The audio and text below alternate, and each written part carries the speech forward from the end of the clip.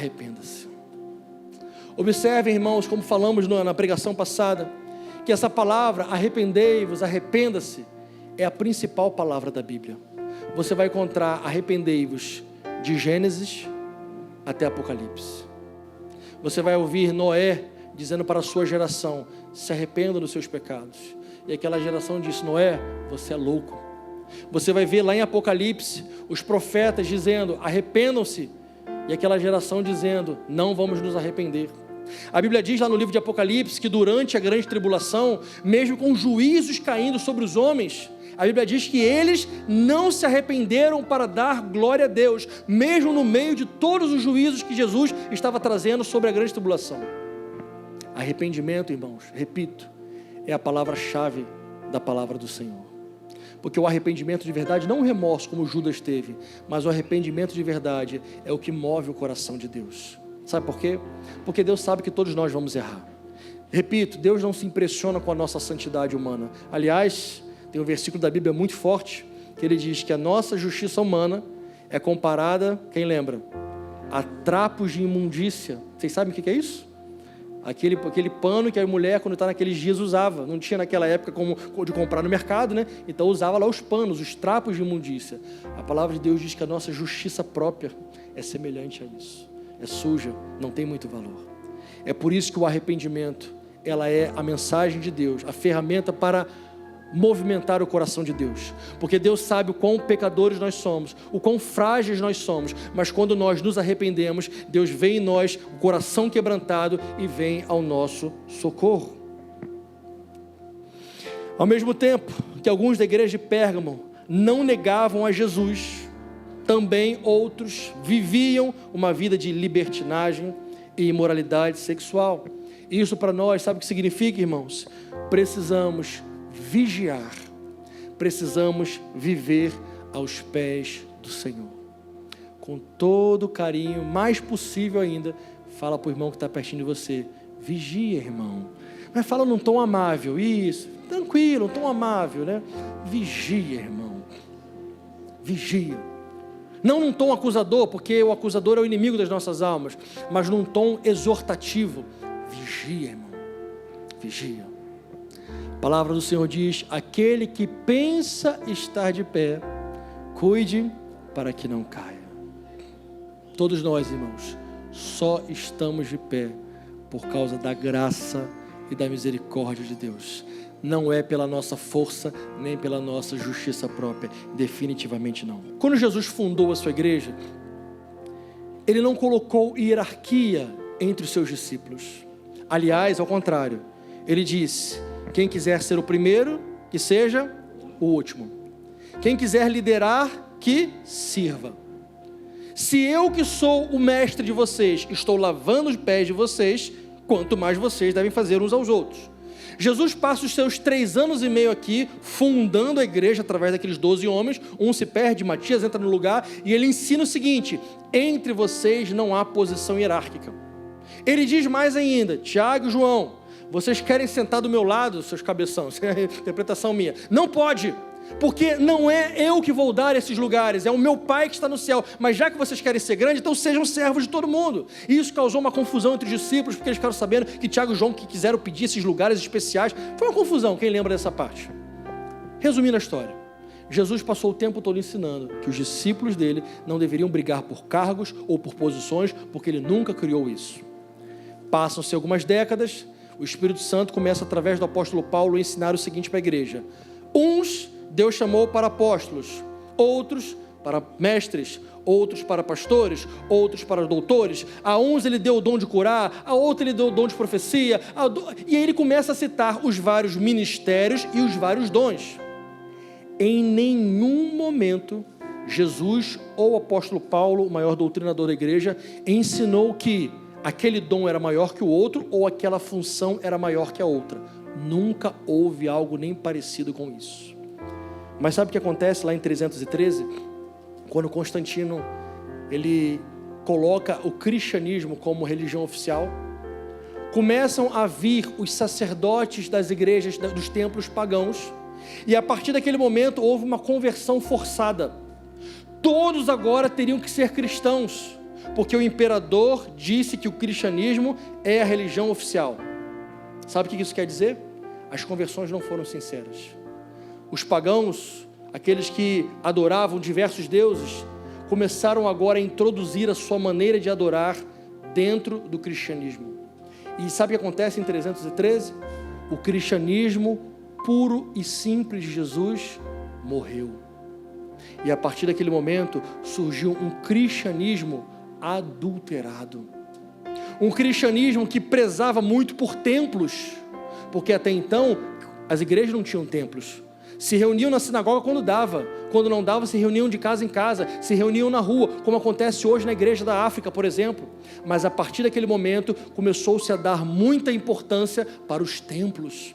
Começou-se a dar muita importância para uma figura que nem existia, que era a figura do sacerdote. Alguém que intermediaria o povo a Deus.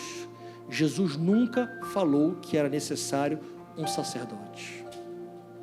A partir daquele momento, começa a acontecer uma hierarquização na igreja. Os clérigos e os leigos. Ainda se coloca essa palavra, leigos. E desde lá, de lá para cá, muita coisa não mudou.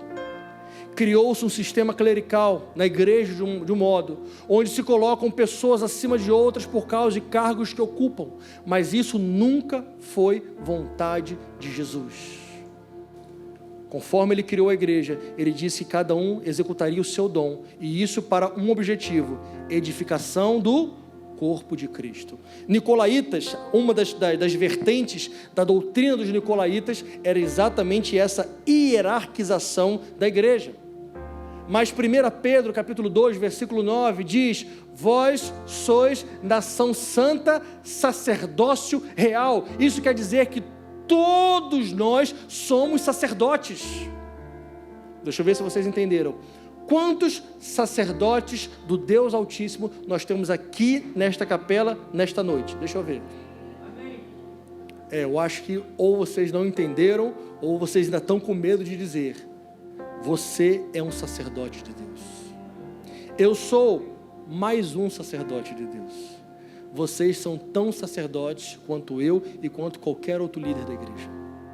Não são apenas alguns iluminados. Todos fomos chamados para ser uma nação real, uma nação santa. Todos fomos chamados para ser sacerdócio real. Lá em 1517, por volta disso, Lutero, lendo a Bíblia, redescobriu isso e começou a reafirmar o sacerdócio de todos os santos, onde lembrava-se que não era apenas um sacerdote que deveria intermediar o povo a Deus, mas todos nós somos sacerdotes do Deus Altíssimo. Nós estamos, irmãos, no tempo de arrependimento, mas chegará o tempo em que não haverá mais tempo para arrepender-se. Hoje nós somos aqueles que devemos nos arrepender e também levar a mensagem de arrependimento para a nossa cidade, para o nosso país, para a nossa nação. Nós fomos chamados para levar a mensagem do arrependimento. Não é apenas um grupo de pessoas, não são apenas alguns líderes, não são apenas alguns ministérios. Todos nós fomos chamados por esse ministério profético para levar a mensagem do arrependimento. 2 Pedro 3, versículo 3 a 4, já caminhando para o fim, queridos, eu sei que o horário já foi bastante, mas agora não tem nem mais Faustão para você ver, tá vendo? Então não tem por que querer ir para casa correndo. 2 Pedro 3, coloca para a gente: antes de tudo, saibam que nos últimos dias virão escarnecedores com suas zombarias, andarão segundo as suas próprias paixões, versículo 4. E dirão: onde está a promessa da vinda de Jesus? Porque desde que os pais morreram, todas as coisas permanecem como desde o princípio da criação. Versículo 8. Versículo 8. Há, entretanto, uma coisa, amados, que vocês não devem esquecer jamais, que para o Senhor, um dia é como 1000 anos, e 1000 anos como um dia. Continua. O Senhor não retarda a sua promessa, ainda que a julguem demorada. Pelo contrário, Ele é paciente com vocês, não querendo que ninguém pereça, mas que todos cheguem ao arrependimento. Primeira parte desse versículo: o dia do Senhor virá como o ladrão. Sabe por que Jesus ainda não voltou? Porque Ele está dando oportunidade para arrependimento. por isso que Jesus ainda não voltou. Nós clamamos pela volta de Jesus, continuemos clamando. Nós cantamos Maranata, continuemos cantando. Deus Pai sabe a hora em que Ele mandará Jesus voltar, e se estivermos vivos nessa geração, seremos arrebatados. Se já tivermos morrido, a palavra do Senhor diz que nós ressuscitaremos e nos encontraremos com Jesus nos ares. O fato é que hoje ainda há tempo de arrependimento, mas chegará o tempo em que não haverá mais tempo para arrependimento. E para terminar, o versículo 17: quem tem ouvidos, ouça o que o Espírito diz às igrejas. Olha o que Jesus fala novamente: ao vencedor. Em todas as cartas ele diz isso: ao vencedor ele vai dar pelo menos 3 coisas: o maná escondido, a pedrinha branca com um novo nome, a pedrinha branca e o novo nome ao qual ninguém conhece. Vocês lembram o que é o maná? Alguém não lembra o que é o maná? O maná é aquele alimento sobrenatural que Deus deu no deserto, e o povo comeu maná por 40 anos e não houve relato de alguém morrendo de fome. Morreram de um monte de outras coisas, de fome eles não morreram. O maná era aquele alimento vindo do céu, era como se fosse uma geada que ficava em cima do solo e que as pessoas colhiam o suficiente só para aquele dia. Uma única exceção era de sexta para sábado, que podia colher para 2 dias. E se colhesse nos outros dias mais de um dia, estragava, ficava cheio de bicho. Ou seja, era o alimento diário. Tenho para mim que quando Jesus disse que dará o maná escondido, eu creio que é um paralelo que Jesus faz, um paradoxo com a comida que era sacrificada aos ídolos, que muitos estavam comendo. Jesus disse: aqueles que não se misturarem com isso, aqueles que não comerem aquilo que o mundo tem por oferecer, aqueles que conseguirem rejeitar essas ofertas do mundo, como Daniel fez, estes comerão o alimento dos céus. Aqueles que rejeitarem a comida do mundo, comerão o alimento dos céus. Lembra que nós falamos na pregação passada desses diversos paradoxos, desses diversos contrastes que Jesus fazia? Esse maná escondido é um deles. A questão da pedra branca é maravilhosa, essa história. Nós, quando lemos que Jesus daria uma pedra branca, para a gente, num primeiro momento, não significa muita coisa, porque para a gente pedra branca é uma pedra branca. Mas naquela cultura, daquela época, fez todo sentido quando eles ouviram aquilo. A pedra branca, ela pelo menos usada em 3 situações naquela época, quando Jesus falou, nos idos ali de 90 depois de Cristo. Sempre que existia algum campeonato e existia algum vencedor, ele recebia uma pedrinha branca, e com aquela pedrinha branca ele entregava onde estava sendo o banquete da vitória. Então o vencedor de alguma atividade desportiva pegava aquela pedrinha branca e entregava ali, e ele podia entrar naquele lugar. Aquela pedrinha branca também era usada num júri. Você vê que essa questão de júri é bem antigo. Quando alguém ia ser julgado, se o júri considerasse que ele era culpado, pedrinha preta. Se o júri considerava que ele era absolvido, pedrinha branca. Uma outra aplicação daquela pedrinha branca também era quando chegava alguém em alguma casa e ele era recebido pelo anfitrião com uma pedrinha branca, que significava: você é bem-vindo.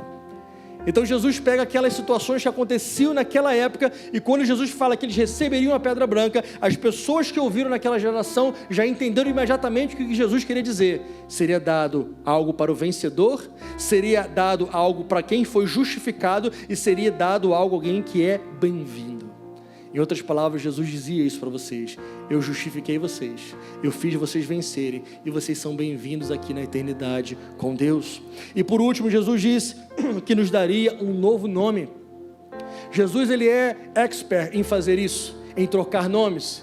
E uma das experiências mais lindas que eu vejo na Bíblia de troca de nome é quando aquele homem, aquele anjo do Senhor, Jesus personificado ali, luta com Jacó, e no final da luta Jesus disse: quer saber de uma coisa? Seu nome não será mais Jacó. Quem lembra o que significa Jacó? Enganador, usurpador.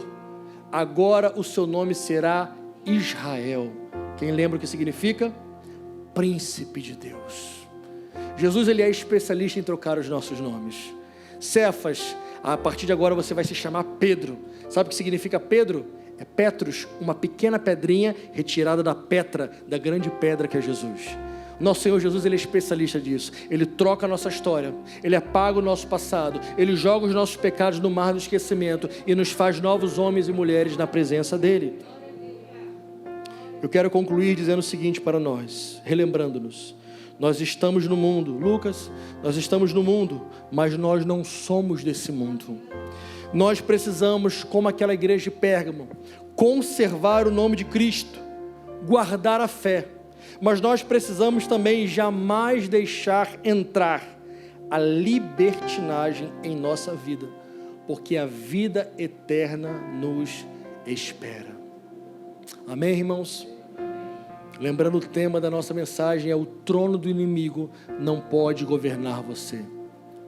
Você habita no lugar onde Satanás governa, mas é por pouco tempo, porque chegará o dia em que o Senhor Jesus regerá as nações com cetro de ferro, e quando esse dia chegar, pela misericórdia dele, você será um dos seus sacerdotes, você será um dos seus ministros.